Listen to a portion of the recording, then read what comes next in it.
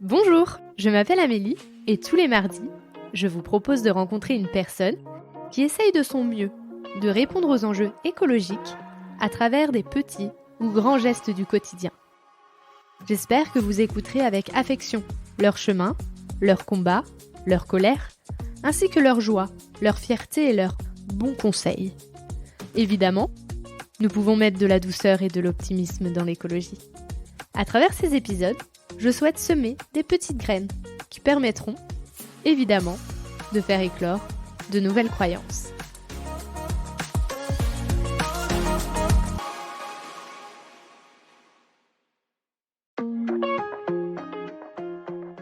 Si on parle du pouvoir politique, comment en fait les élus font une preuve d'exemplarité plus élevée que la plupart, on va dire, des citoyens, quoi. Et aujourd'hui, si on regarde un petit peu ce qui se passe, c'est pas forcément ce qui existe, quoi.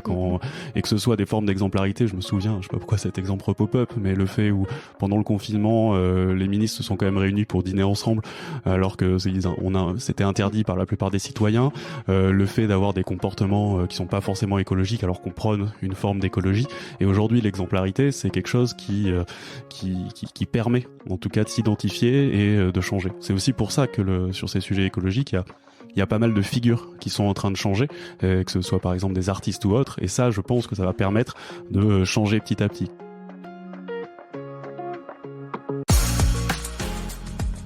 Simon a ce côté philosophe qui te permet de prendre de la hauteur sur l'écologie. Il se questionne sur le manque d'exemplarité des politiques, sur l'utilisation du mot éco-terroriste pour parler de personnes qui veulent sauver le vivant, de la notion de temps qu'on relie souvent à l'argent, ou encore de l'amitié qui parfois n'est pas assez forte lors de changements de valeurs. Selon lui, l'écologie est une nouvelle manière d'appréhender le monde, de façon plus juste, plus respectueuse, plus heureuse que le capitalisme dans lequel on vit aujourd'hui.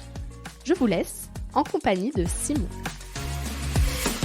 Bonjour Simon. Bonjour Amélie. Donc ma première question, c'est comment vas-tu, mais si je te parle d'écologie? Comment je vais? C'est une période assez surprenante. Je vais plutôt très bien. La vie est assez agréable et douce en cet été. En revanche, quand on parle d'écologie, moi, ce qui m'intéresse le plus, c'est vraiment l'écologie profonde et en particulier les récits écologiques désirables. Et c'est vraiment ça sur lequel je travaille. Et je trouve qu'en ce moment, pour les mouvements écologiques, c'est assez complexe par rapport à tout ce qui peut se passer. Et je cite en particulier le démantèlement des soulèvements de la Terre. Donc ça crée chez... moi, j'allais dire ma personne plutôt écologique, des interrogations sur qu'est-ce qui se passe aujourd'hui et comment en fait un État réagit par rapport à ces différents militants qui essayent quand même de protéger le vivant et la nature, en mettant la nature entre guillemets évidemment. On reviendra là-dessus après, parce que je pense à des questions. Mais avant, je vais te poser une deuxième question que je pose à tout le monde. C'est, est-ce que tu peux te présenter sous le prisme de l'écologie? Quel est ton chemin écologique? C'est plutôt une très bonne question. Je pense que c'est quelque chose qui était assez profond. J'ai une formation plutôt de scientifique à la base et donc plutôt tournée autour des énergies renouvelables, etc.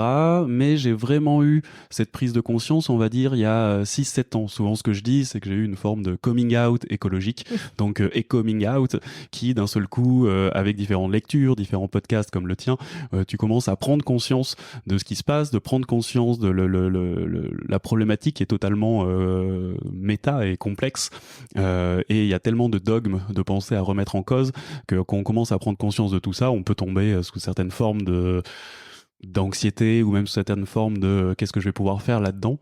Et c'est à partir de ce moment-là, donc il y a 5-6 ans, que j'ai commencé vraiment à modifier plein de choses, et j'ai commencé à modifier donc mes comportements d'achat, mes comportements de voyage, même mes comportements individuels, sur la façon dont on crée plus de liens et moins de biens en quelque sorte. Et j'ai l'impression que l'écologie et cette prise de conscience, elle est toujours, je la schématise sous une forme de flèche, et on est tous plus écologiques plus écolo que quelqu'un d'autre et moins écolo aussi que quelqu'un d'autre, quoi. Et donc on est toujours un peu en train d'avancer et en train d'améliorer petit à petit sa prise de conscience. Et après, est-ce qu'il y a eu des éléments marquants? J'ai l'impression qu'il y a 5-6 ans, je le situe comme ça, mais c'est toujours la goutte d'eau qui fait un peu déborder le vase ou le verre. Et c'est à ce moment-là qu'on prend conscience un peu du monde et qu'on essaye justement de voir comment, à notre échelle et autour de nous, comment potentiellement le modifier.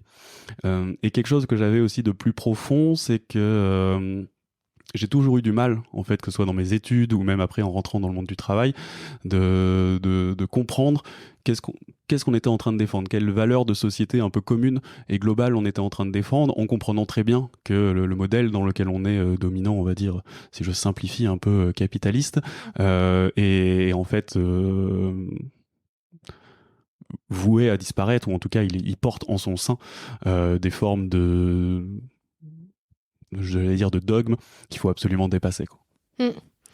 Et tu as eu un déclic en particulier ou vraiment ça a été au fur et à mesure de tes lectures et de tes écoutes? C'est toujours au fur et à mesure des lectures. J'ai souvent un déclic. J'ai souvent un déclic à un moment où je me souviens assez bien, et c'était assez chouette parce qu'il y avait pas mal beaucoup d'émotions.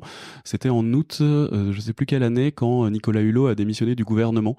Alors il y a des débats maintenant sur effectivement sa personnalité, mais à l'époque c'était quand même très émouvant de voir un ministre qui défend ces sujets-là, qui d'un seul coup en fait un peu s'effondre en live face à la journaliste en disant j'en peux plus, en fait j'y arrive plus, et j'essaye toujours de pousser dans ce sens-là et j'y arrive pas, quoi. Donc c'est à ce moment-là qu'il a présenté sa démission, et ça a commencé à générer chez moi quelque chose en disant oui, c'est sympa d'être écolo et de commencer à faire des actions, etc. Mais comment on peut s'engager plus et plus largement, quoi. Donc c'est à ces moments-là où j'ai commencé à mettre en place mon environnement pour me dire bon, j'ai posé ma démission et j'ai pris du temps pour juste dire maintenant mon seul but c'est de rejoindre ou de lancer des projets dans l'écologie, quoi.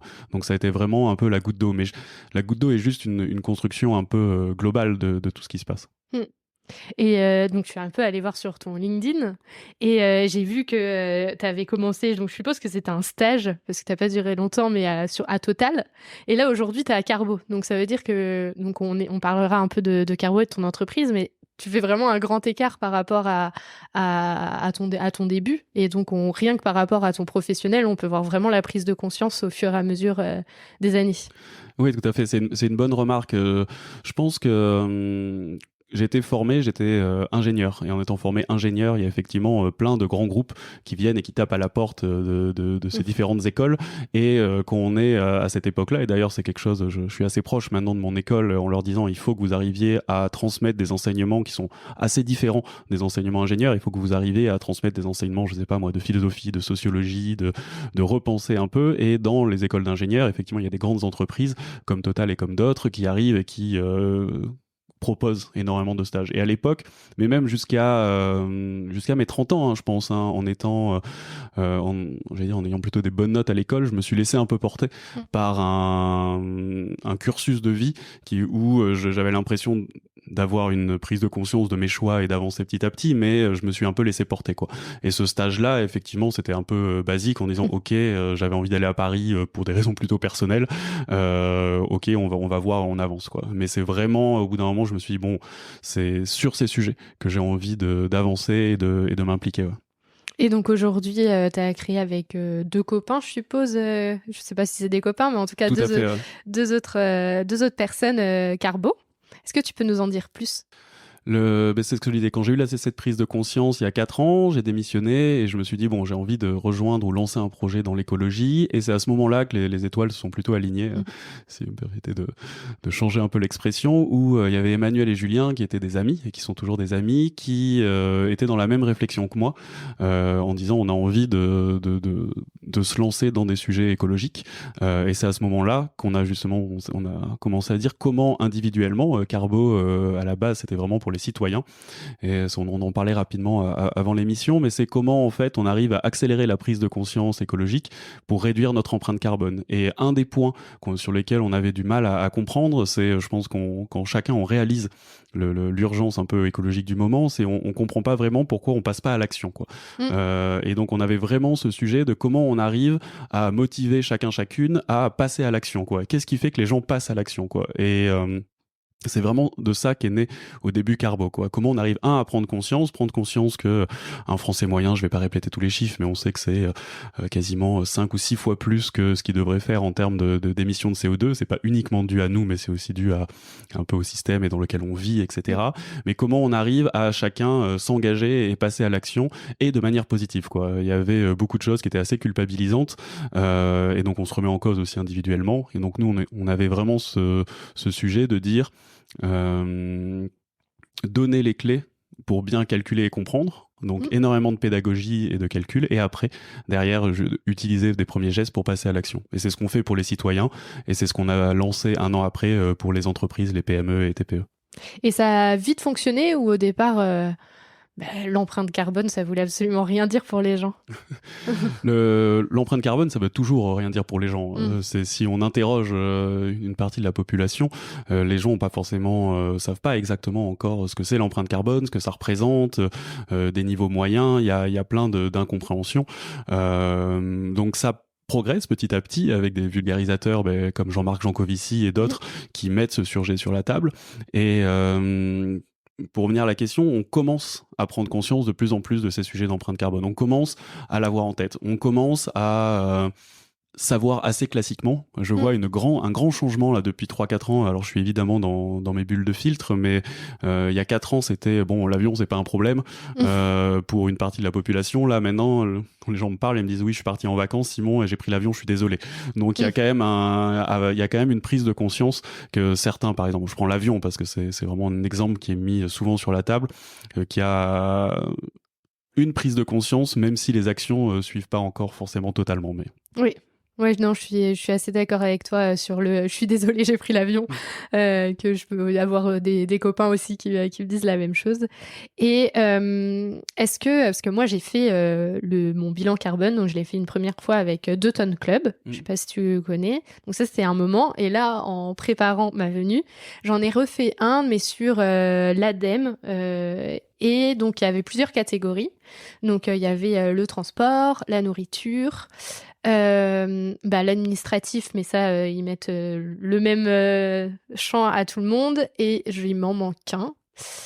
Ça me reviendra pas. Les biens de consommation, peut-être? Oui, c'est ça, les biens de consommation. Est-ce que Carbo, c'est la même chose? Vous partez des mêmes catégories ou vous avez rajouté des choses comme par exemple la partie épargne où on sait qu'aujourd'hui, il y a un gros taux ou alors...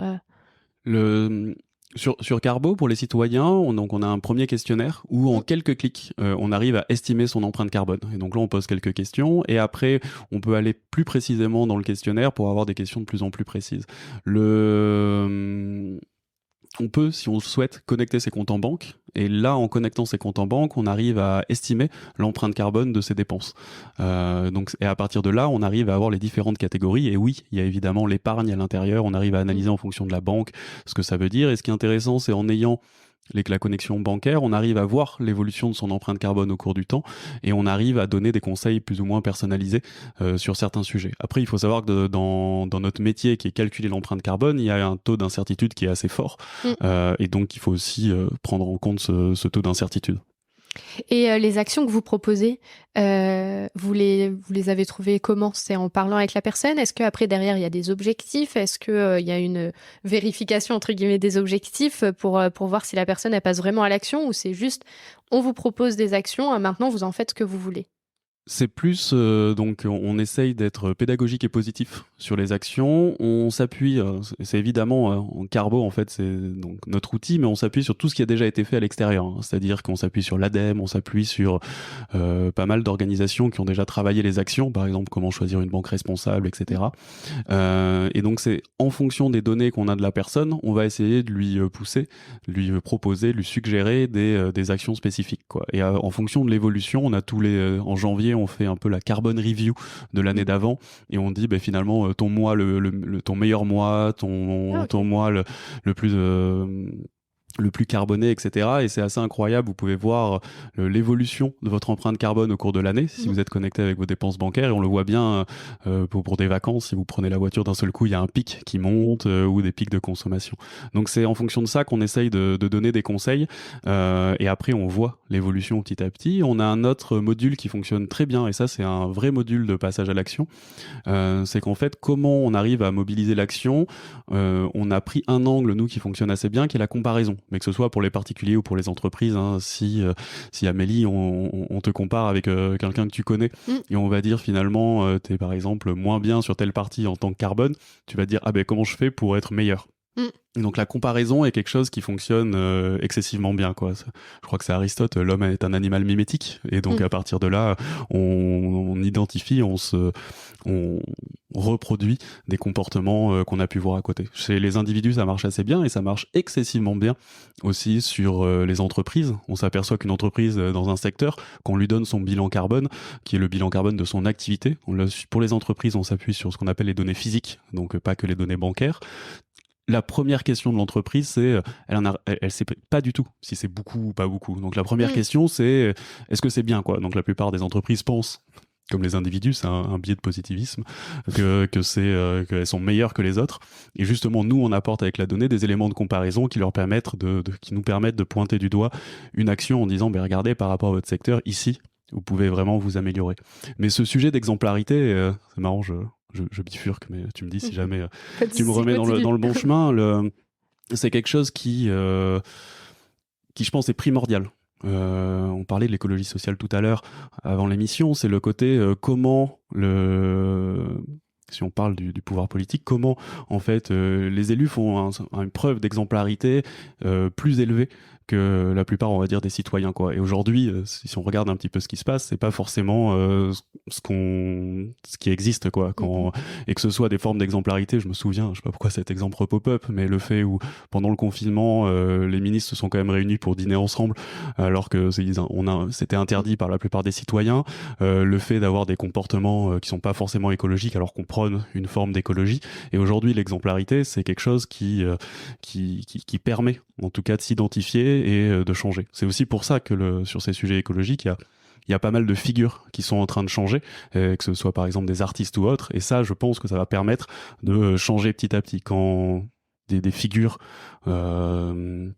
type les artistes, puisqu'on parle de ça, embarque une partie on va dire de la population, les comportements de ces personnes-là peuvent influencer énormément de gens. Et on commence à le voir sur les artistes, des gens qui mangent de moins en moins de viande, qui changent la façon dont ils font leur tournée, qui décident de pas aller sur certains films, etc., quoi. Ouais, moi, l'artiste qui me vient quand tu parles de ça, c'est Pomme. Je sais pas si tu connais, ou je sais que par rapport à un concert qu'elle avait fait, elle avait demandé à tous les gens qui étaient venus au concert comment ils étaient venus pour pouvoir calculer son empreinte carbone. Et j'avais trouvé ça super chouette parce que je me suis dit, là, ça va, il y a des gens qui vont se poser des questions. Genre, Pomme, que j'aime bien, que j'ai été voir en concert, elle me demande qu'elle veut faire son bilan carbone, qu'est-ce que c'est, qu'est-ce que ça veut dire, et ça, j'ai trouvé ça super chouette. Mais après, si je reviens aussi sur le fait qu'à un moment, on est aussi dans un groupe où il y a beaucoup d'écolos, c'est vrai que parfois, on a un peu du mal à se dire, est-ce que ça avance vraiment, ou est-ce que c'est juste les gens que je rencontre aujourd'hui, vu qu'ils pensent comme moi. Et donc, j'ai cette sensation qu'il y en ait de plus en plus. Et moi, ma question aussi, c'était par rapport à... tu disais que les gens, ils avaient besoin de se comparer pour passer à l'action. Toi, c'est ce que tu trouves vraiment je veux dire, moi, par exemple, tout d'un coup, je me rends compte que j'ai 7 tonnes, par exemple.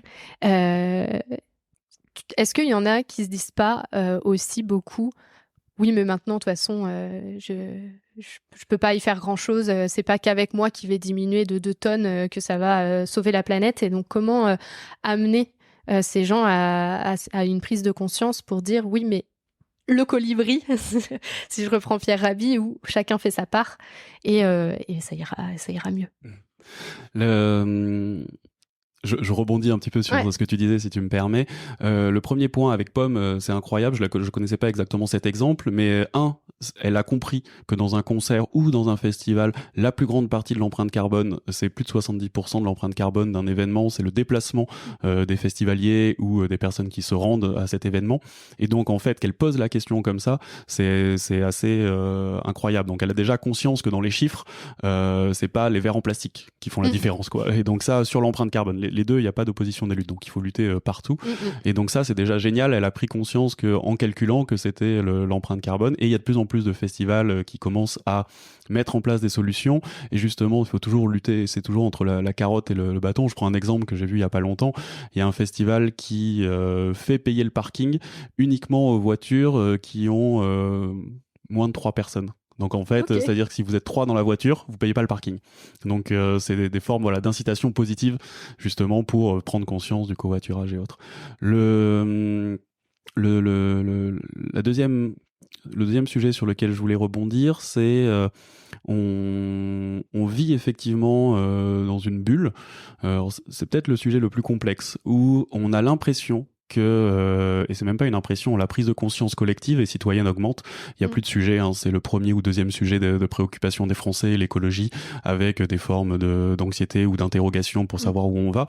En revanche, moi, il y a quelque chose qui me tend de plus en plus et qui provoque en moi de plus en plus d'interrogations par rapport au pouvoir public, c'est que les émissions de CO2 au niveau global n'ont jamais diminué, quoi, et continuent à augmenter. Et en fait, toutes les manifestations type COP21 et autres n'ont jamais permis une réduction significative des émissions. Le seul truc qui a permis une réduction significative, c'est le Covid. Donc c'est quand même interrogeant. Moi, je commence à être de plus en plus tendu quand je vois que, je crois que c'est le 4 juillet de cette année, on record de température dans les océans, etc. Et en même temps, record du nombre de vols. On n'a jamais eu autant d'avions qui volaient dans le ciel depuis tout temps, quoi. Et donc là, on s'interroge vraiment sur, en fait, qu'est-ce qui se passe, quoi. Et donc là, je pense que vraiment, et on pourra en revenir après si tu veux, je pense qu'on commence à toucher le fond du sujet, quoi. Je pense qu'on est dans une société qui doit repenser toutes ses valeurs, qui doit repenser toute sa façon de faire société et de voir le monde. Je pense qu'il y a énormément de choses à déconstruire, qui sont tous les trucs assez classiques, la croissance, le productivisme. On hallucine quand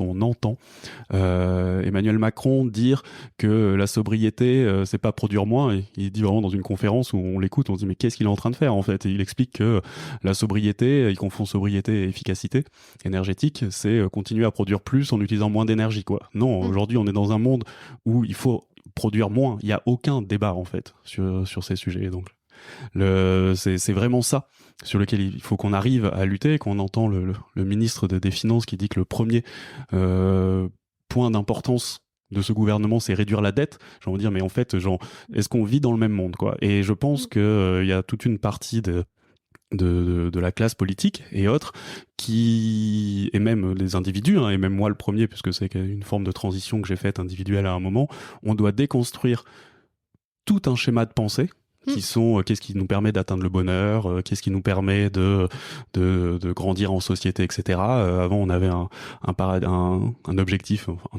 de société, mais qui était clairement pas partagé, qui était l'argent heureux, si je simplifie. Et ça, en fait, il faut totalement changer ces principes-là, quoi. Donc ça, c'est vraiment je pense le cœur du problème. Et c'est pas forcément moi qui le dis, c'est tous les penseurs. Et je sais pas si tu lis ou t'écoutes Bruno Latour, qui est un des penseurs que je trouve assez incroyable sur l'écologisation du monde. Il faut dépasser les modernes, ce qu'il explique, et il faut rentrer dans des formes de pensée globales, quoi. Comment on arrive à préserver les conditions d'habitabilité sur Terre, et on arrive à faire société collectivement. C'est ça pour moi l'écologie. On remonte un petit peu sur les sujets. Le troisième point dont tu parlais, c'est le côté comment, au niveau individuel, on arrive à quand même avoir des gestes, mais qui ont peu ou pas de valeur quantitative par rapport au global. Et donc il y a une forme de déresponsabilisation assez classique il y en a trois, c'est pas moi, c'est les autres, c'est les pays émergents, ça sert à rien au niveau individuel ce que je fais, etc. Souvent je réponds à cette question de manière assez facile.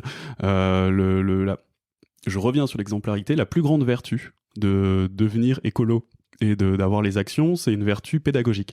C'est-à-dire que si je prends cet exemple à chaque fois, ce qui est marrant, il y a un de mes amis qui me dit depuis que t'es écolo, maintenant je coupe l'eau quand je me brosse les dents, quoi. Donc action écologique incroyable, mais il a 2 enfants. Et donc en termes de pédagogie, comprendre qu'on a un impact sur notre environnement, c'est excessivement important. L'écologie, du grec genre la science de la maison ou la science de l'habitat. Et donc, en fait, comment on fait attention à notre habitat et à notre maison de manière collective, quoi. Et comment on a conscience que nos comportements modifient les comportements et les conditions d'habitabilité de tout le monde. Et après, si on... je continue à développer, hein. Tu me dis si jamais tu vas arrêter parce que je suis lancé, mais en fait, moi, ce qui est marrant, c'est que ça me semble assez simple. C'est qu'aujourd'hui, c'est les riches qui polluent le plus. Il n'y a aucun débat. Plus on a d'argent, plus on consomme, plus ça fait de CO2. Hein. C'est PIB égale CO2. Hein. Il faut choisir encore une conférence d'introduction de Jean-Marc Jancovici à Sciences Po, je crois. Donc à partir de ce moment-là, on sait très bien où est la problématique et comment on pourrait potentiellement la régler. Sauf qu'aujourd'hui, il y a une forme de pouvoir, en tout cas, sur ces sujets. Et on voit très bien que l'effort collectif pour l'écologie est plutôt pensé par le gouvernement comme un effort à répartir auprès de tout le monde, au lieu d'être un effort à répartir pour principalement les personnes les plus aisées, quoi. Et c'est comme ça, je pense c'est là où il y a vraiment deux philosophies qui s'affrontent, et c'est ça que je pense qui va être complexe dans les prochaines années.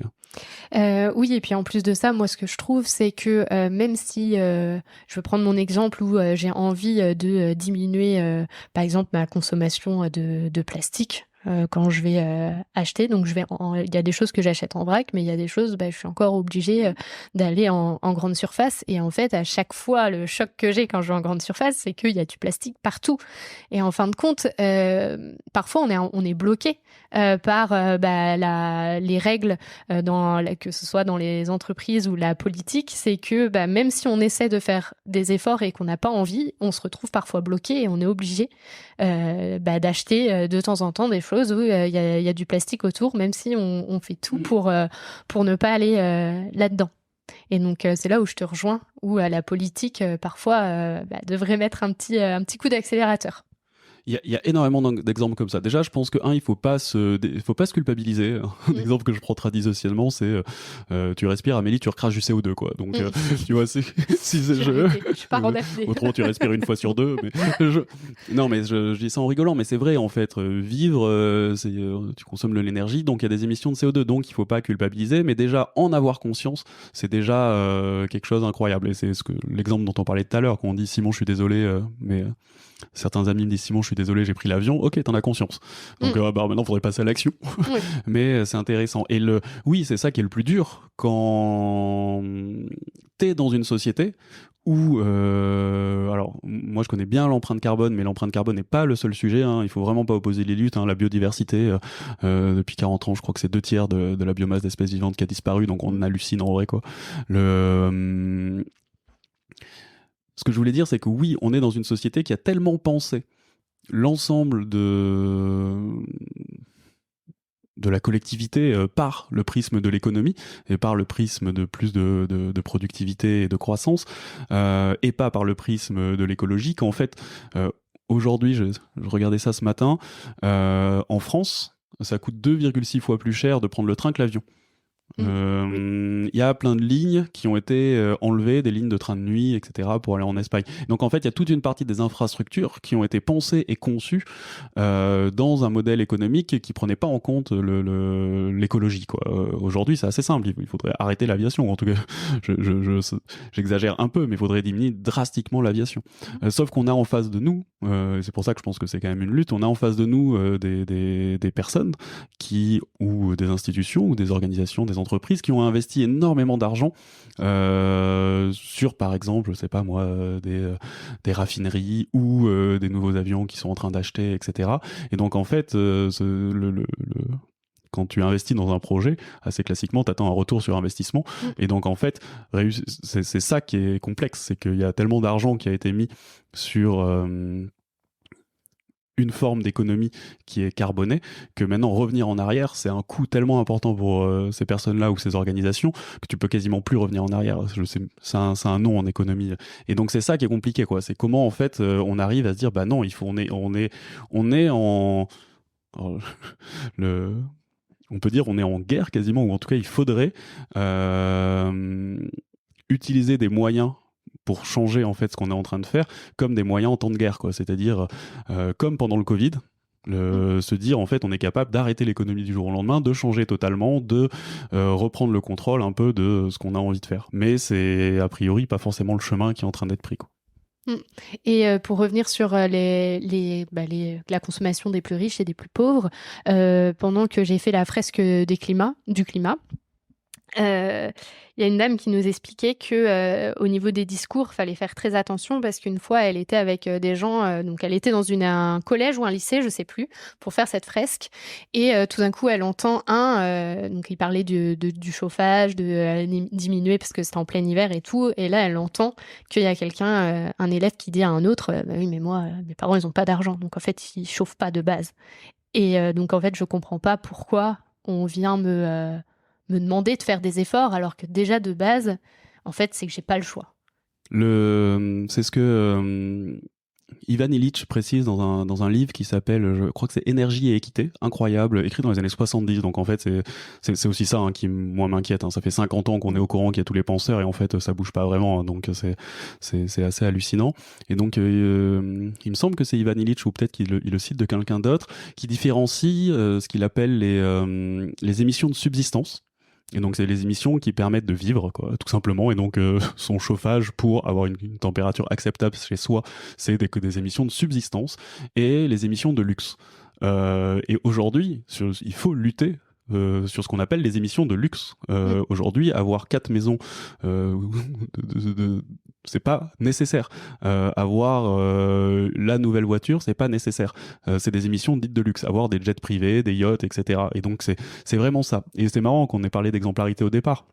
Si on a un gouvernement qui prend cette problématique écologique en allant d'abord taxer, réduire et de manière assez dure, essayer d'arrêter ces émissions de luxe, principalement les personnes riches, c'est une forme d'exemplarité forte qui permettra d'accepter après d'autres mesures. Cette exemplarité et le contrat social, pour moi, est un peu rompu. C'est que finalement, on s'aperçoit que... c'est encore la dernière étude, là, les 0,1% les plus riches des Français payent que 20%, je crois, d'impôts, alors que en moyenne, les 10%, on en paye 50% d'impôts. Je retrouverai les chiffres exacts, mais on doit d'abord aller arrêter les émissions dites de luxe. Et les émissions de luxe et les émissions dites de luxe, elles sont ultra faciles à trouver. On regarde un petit peu la façon de consommer et on voit ce qui est appelé émissions de luxe et émissions de subsistance, quoi. Et surtout, moi, ce que je trouve, c'est qu'en politique et en règle générale aujourd'hui, il y a un manque de... Quel est le pourquoi ? Pourquoi aujourd'hui je suis ministre ? Pourquoi aujourd'hui je suis président ? Pourquoi aujourd'hui je suis député ou sénateur ? Pourquoi je suis élu dans ma commune ? Et je trouve qu'en fait aujourd'hui cette question, va falloir y répondre, mais de manière parce que aujourd'hui je trouve que les personnes qu'on élit ne correspondent plus du tout aux valeurs qu'on attend et à ce qu'ils nous représentent. Et tant qu'on ne remettra pas au centre de tout ce fameux pourquoi je suis là, pourquoi c'est ma mission de vie d'être ministre, je pense que ça risque de continuer à être dans ce sens-là et compliqué. Complètement. C'est ça qui... Moi, dans l'écologie, je trouve ça le plus passionnant, c'est qu'on est en train de revoir toutes les formes de pensée de comment faire société. L'écologie, et si je creuse un petit peu, c'est les activités des humains qu'on est en train de détruire les conditions d'habitabilité de l'ensemble du vivant, sont en train de nous faire repenser la façon dont on fait société, quoi. Et donc exactement la façon dont on fait démocratie. ça interroge énormément, hein, démocratie et écologie. Parce que moi je vois des aspects positifs et dits positifs et des aspects dits négatifs.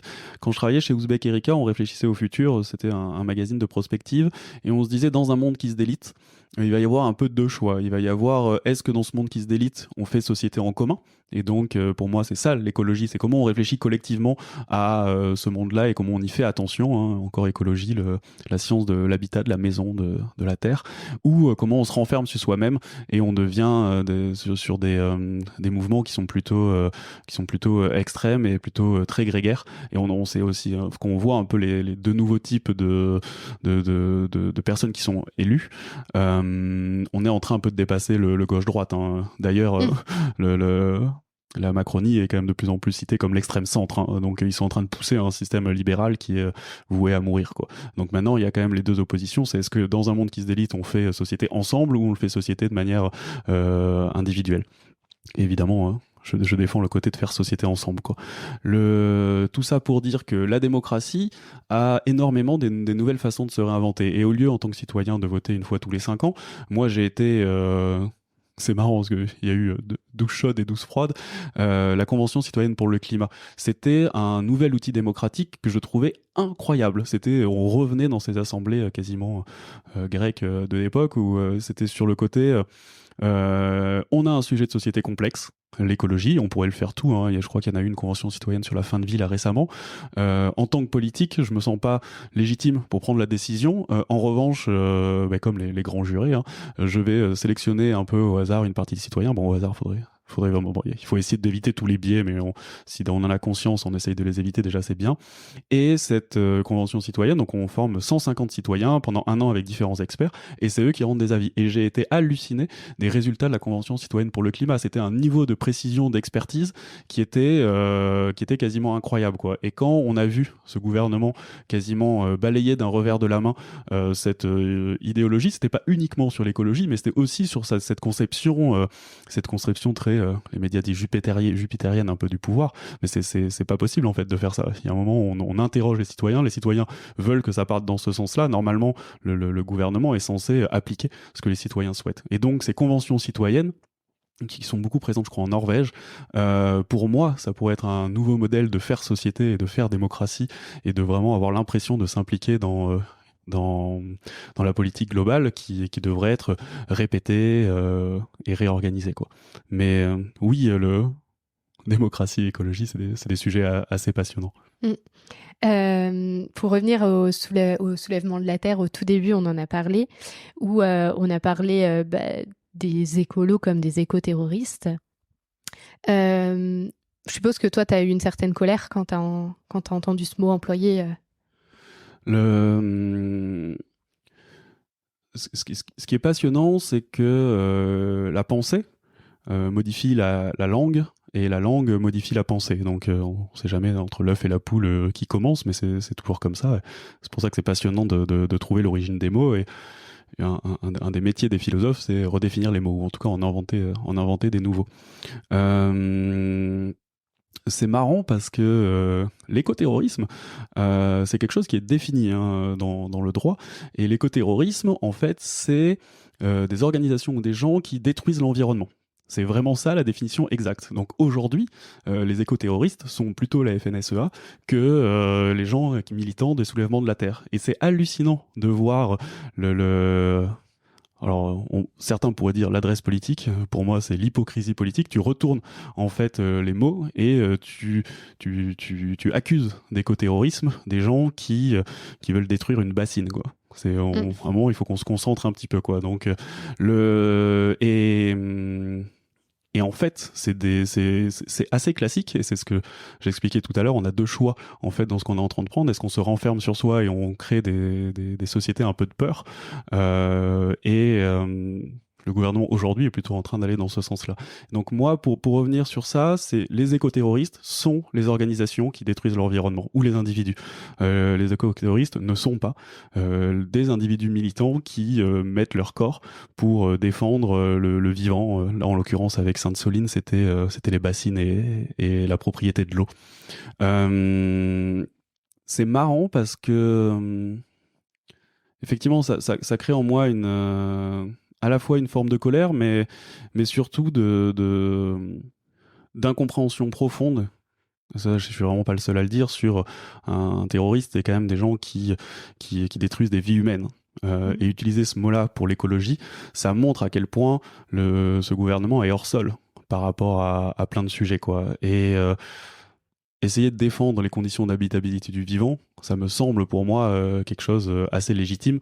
Et on utilise quand même il y a des moyens qui sont utilisés par le gouvernement pour justement lutter contre des militants écolos qui sont qui sont dignes d'un autre temps, si je simplifie en fait. C'est fou, je trouve. Mais ça montre aussi à quel point on vit un peu dans notre monde, où on est un peu chacun dans nos bulles, où j'ai quand même il y a une grande forme d'incompréhension sur ce qui se passe en ce moment. Le... Et pour revenir sur quelque chose un petit peu plus léger, est-ce que toi, tu as quand même des fiertés et des objectifs que tu as réussi à atteindre en lien avec l'écologie et le respect du vivant? J'ai pas de fierté, mais je me sens très reconnaissant. Dès que j'ai compris que ce qui me décentrait un peu dans le monde, c'était ce grand récit de société auquel j'adhérais pas, qui était le récit dominant on va dire, d'une forme de capitalisme libéral. Dès que j'ai compris que finalement, ce qui, moi, m'animait profondément, c'était les récits, ou le récit, qui lutte contre toutes les formes de domination, et en particulier, je m'identifie beaucoup, parce que le récit écoféministe décolonialiste, hein, qui est comment tu arrives à lutter contre la domination de l'humain sur les non-humains ou la nature, de l'homme sur la femme, de l'homme blanc sur l'homme racisé, etc. Et à partir du moment où, en lisant, je me suis énormément identifié à ces récits, et j'ai bien compris que c'était vraiment ça qui m'animait. Là, d'un seul coup, je me suis beaucoup plus centré, et c'est ça dont je suis reconnaissant. C'est d'avoir, grâce à une déconstruction individuelle, rencontré ces formes de récits, je réutilise le mot, qui m'ont permis de me dire, ah oui, en fait, quand je lis ça, je m'identifie, ça correspond, et ça correspond à la façon dont je pense le monde aujourd'hui, et de trouver et d'être entouré de gens qui partagent un petit peu ces pensées-là, c'est excessivement agréable. Ce que je trouve maintenant assez intéressant, c'est que comme la pensée a modifié la façon dont j'agis au quotidien, à la fois dans mes réflexions, dans ma manière de consommer, dans ma manière d'interagir, et que j'essaye pas du tout d'être prosélyte sur ces sujets, hein, j'essaie de changer de comportement, etc.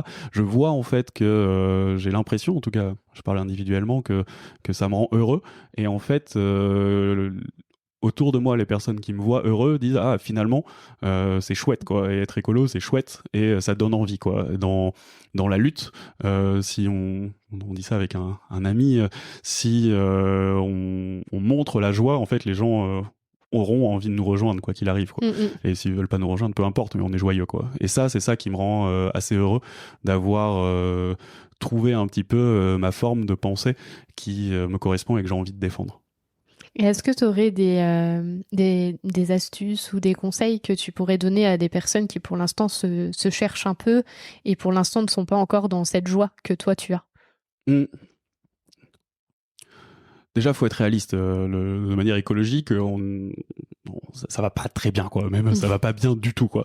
Ok, fine, mais bon, ça c'est, on va tous mourir, ça, on est au courant, quoi. Ça, c'est vraiment, il faut accepter ça, quoi. Mais ça, c'est que ce soit l'écologie ou pas l'écologie, quoi. Et maintenant, dans ça, c'est comment, sur le chemin, on essaye de faire de notre mieux, hein. Et j'ai pas forcément de conseils, mais moi j'ai des clés qui m'ont aidé individuellement, et moi ça a été principalement les lectures, les podcasts, et un peu comme la transition que tu as pu faire toi à un moment, c'est me dire que je supportais plus être dans des environnements qui partageaient pas mes formes de pensée. Et quand on est dans des entreprises ou qu'on est dans des collectifs qui se sont pas du tout alignés avec sa forme de pensée, c'est très décentrant. Et donc c'est vraiment lire, écouter, et puis après passer à l'action en rencontrant des gens qui sont dans ces formes de pensée. Et je sais que tout le monde n'a pas la capacité de changer de métier comme ça du jour au lendemain, parce que c'est complexe, et ça demande des changements qui sont pas forcément faciles. Mais oui, il y a plein de façons d'agir qui sont simples, il y a plein de façons d'agir qui sont économiques aussi, et ça me semble tellement naturel de se reconnecter au vivant, de se reconnecter à l'environnement, aux saisons, à plein de choses, que c'est sûr que ça va apporter de la joie. Il n'y a aucun débat sur le fait de dire, je lisais un article sur comment des jeunes de banlieue finalement ont jamais vu la mer ou l'océan, en fait, reconnecter avec le sensible, qui est l'ensemble de l'environnement, la nature. Et effectivement, c'est quelque chose qui rend heureux, et c'est quelque chose qui est en nous. Il y a aucun sujet. Et est-ce que j'aurais d'autres conseils? C'est peut-être, oui, effectivement, pas se culpabiliser, savoir qu'on fait de son mieux, et rencontrer, échanger, et il n'y a jamais de grand soir. C'est quelque chose qui n'existe plus, mais il y a toujours des petits changements. Par exemple, évidemment, je mange pas de viande, mais ça s'est fait petit à petit. J'ai pas eu du jour au lendemain sur ça. Ça s'est fait petit à petit. Pareil, je prends plus l'avion depuis 6 ans maintenant, etc. Mais ça a été des petits changements, quoi. Et je pense que la plus grande difficulté, je pense que c'est la difficulté on parlait des politiques tout à l'heure, mais d'une partie de la classe politique et même d'une partie des générations, c'est qu'en fait, il faut se déconstruire. Et se déconstruire, ça veut dire s'opposer un peu par rapport à qui on était avant et par rapport à comment on s'est construit. Alors, il faut quand même garder des choses sur comment on s'est construit, mais d'abord la première partie de la déconstruction est très dure, parce que c'est une réinterrogation très profonde de son ego, en disant à un moment je pensais pas forcément, je pensais de manière non écologique, et cette déconstruction elle est profonde, et elle emmène des façons d'être au monde, d'être aux autres. Moi par exemple j'ai maintenant des groupes d'amis qui sont aussi un peu différents, etc. Et ça c'est quelque chose qui est plus complexe individuellement, parce que c'est se remettre en question de manière profonde. Oui, et pour rebondir, c'est vrai que la déconstruction, ce qui est difficile aussi, ça va être l'entourage quand ils sont pas arrivés au même niveau que toi de déconstruction, de voir que si ça se trouve cette amitié elle est terminée, et parce que voilà, et on est sur d'autres chemins, ou alors faut être patient, parce qu'on sait qu'en fait à un moment donné on peut se retrouver. Et je trouve que pour moi c'est ça qui a été le plus compliqué, c'est de me rendre compte que parfois, on pouvait me reprocher que j'étais plus la Amélie d'avant. Alors que moi, j'avais pas, je savais que je l'étais plus, mais parce que j'avais grandi, parce que j'avais eu des nouvelles valeurs, mais je me sentais pas au fond de moi profondément changée. J'avais juste la sensation d'être plus alignée. Et c'est vrai que ça a été un peu la difficulté, même que je peux encore avoir aujourd'hui. C'est une grande difficulté, c'est-à-dire qu'on s'est construit aussi par ses amis, son entourage, son métier, et en fait, quand on se déconstruit, on s'aperçoit qu'on est potentiellement en rejet, on va dire, de son activité professionnelle, et alors que c'est quelque chose qui nous a construit potentiellement pendant plusieurs années, quoi. Et oui, c'est ce que tu disais, et moi j'ai vraiment ressenti ça, tu deviens plus aligné, tu deviens plus centré, tu deviens plus en accord avec toi, avec le monde, et ça crée une forme de changement. C'est marrant parce que j'ai beaucoup cette remarque aussi de la part des personnes qui me connaissent depuis longtemps de changement, mais je me sens tellement plus aligné et centré qu'il n'y a plus vraiment de débat. Mais ce que je voulais dire aussi, ce que je dis régulièrement à mes amis, c'est que c'est un peu la vie, c'est parfois il y a des tournants, il y a des virages qui sont plus ou moins serrés. Celui-là en tout cas dans la déconstruction, pour moi il a été très serré, et quand ça tourne c'est important parce qu'il y a une remise en cause de plein de trucs, mais soyez assez confiants ou confiantes, après la route est plus droite, donc ça va être un peu voilà, quand ça tourne, c'est dur, mais une fois que vous avez bien tourné, après, c'est plus droit, c'est un peu plus tranquille. Après, ça peut peut-être retourner, évidemment, mais c'est sûr que c'est pas évident. C'est sûr que je reprends cet exemple, mais quand vous étiez habitué avec vos amis à faire des barbecues avec que de la viande tous les samedis, et que c'est un vrai moment social que vous appréciez, qu'au bout d'un moment vous vous sentez décentré dans ces moments-là, c'est aussi normal, quoi, quand vous aviez l'habitude, ce que j'avais l'habitude aussi, hein, de partir sur un week-end pour faire la fête dans une capitale européenne en avion. En fait, on s'aperçoit que on ne sait plus du tout ce dont on a envie, et effectivement, on peut être dans des réseaux sociaux, avec des amis qui ont envie de continuer à avoir ces comportements. Mais on sent que ça change. On sent que ça change et on sent que y a plein de déclics. Moi, je suis à un âge où il y a une partie de mon entourage qui commence à avoir des enfants, et donc aussi le fait d'avoir des enfants aussi déclenche une forme de prise de conscience. Et bon, qu'est-ce qu'on est aussi en train de faire, quoi. Et les enfants comprennent très très bien la problématique climatique, et en 2 secondes, ils savent quels sont les comportements qu'il faut faire ou qu'il faut pas faire. J'invite d'ailleurs, il y a un article incroyable du Monde sur comment expliquer le changement climatique à ses enfants. Et avec des questions très basiques d'enfants sur mais est-ce que demain il y aura toujours des girafes, et c'est assez passionnant. Jean Covici a écrit un bouquin pour expliquer la transition écologique à sa fille. Donc, je dirais qu'elle doit avoir 14-15 ans. Et donc, en fait, c'est des questions vraiment d'ado. Et moi, je l'ai lu, ce livre-là, et je l'ai trouvé vraiment ultra bien fait. Parce qu'en fait, ouais, c'est comme on expliquait à une ado alors que moi, j'ai bientôt 30 ans. Donc, ce qui fait que, en fait, les mots choisis étaient très simples. Et donc, j'ai beaucoup aimé ce livre aussi, pour la simplicité. Il y a plein de choses qui existent, c'est génial. Moi, là où j'ai une grande confiance maintenant, c'est que j'ai l'impression que c'est plus vraiment... je suis trop vieux quasiment sur ces sujets. J'ai 38 ans et j'ai l'impression que maintenant, c'est vraiment les jeunes générations, on va dire ceux qui ont la vingtaine, qui ont très bien compris le monde dans lequel ils étaient, et qui ont très bien compris qu'ils voulaient pas rentrer et mettre le doigt dedans, quoi. Moi, je fais partie de la génération, on en parlait tout à l'heure, où j'ai mis un peu le doigt dedans parce que je savais pas trop à l'époque. Maintenant, c'est plus du tout ça. Tu peux plus, à 20 ans, dire que t'as pas été confronté à ces problématiques et t'as pas une forme de changement qui est faisable, quoi. Et je le vois en particulier chez les jeunes, je le vois en particulier chez les jeunes femmes qui sont plus avancées sur ces sujets, souvent au même âge, et dans toutes les populations. C'est ça qui est intéressant, quoi. Il y a de plus en plus, ça dépasse uniquement une certaine classe sociale. C'est vraiment toutes les populations qui ont envie, en tout cas, de bouger et d'avancer, quoi. Et donc, ma dernière question, même si tu as plus ou moins déjà répondu pendant tout l'épisode, c'est qu'est-ce que pour toi l'écologie ? L'écologie, je l'ai dit rapidement et peut-être en une phrase, c'est une façon particulière d'être au monde, d'être à soi et d'être aux autres. Je le reformule. L'écologie, c'est une nouvelle façon d'être au monde, d'être aux autres et d'être à soi. Souvent, je le vois, moi, à 3 niveaux. Donc, c'est l'écologie individuelle, donc c'est comment on arrive, on en parlait tout à l'heure, à être plus aligné, plus centré sur, on fait attention à son corps, on sort de la dichotomie corps-esprit classique, on est une unité, et en fait comment on fait attention à ça. L'écologie aux autres, c'est le fameux plus de liens, moins de biens. C'est comment en fait on crée une forme d'écologie dans nos relations. Il y a plein de livres qui existent sur l'écologie des relations qui est incroyable, et donc c'est comment on prend du temps pour justement développer ces relations et bien les communiquer, et puis après comment on est l'écologie au monde, et ça c'est l'écologie la plus classique. Quand on entend parler d'écologie, c'est par rapport aux conditions d'habitabilité. Et de manière plus profonde, moi j'ai vraiment la conviction que l'écologie est en train de devenir le récit de société qui va changer les années futures. On est vraiment, j'ai l'impression, dans un moment où on le sent, hein, la terre elle tremble et tout tremble. Tu parlais des valeurs tout à l'heure, il y a une interrogation profonde sur quelles sont les valeurs, qu'est-ce qu'on défend, etc.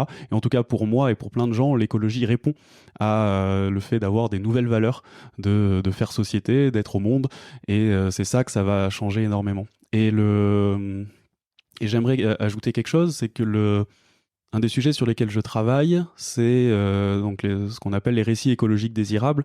Et un récit écologique désirable sur lequel je travaille plus profondément, c'est comment on devrait se réapproprier le temps.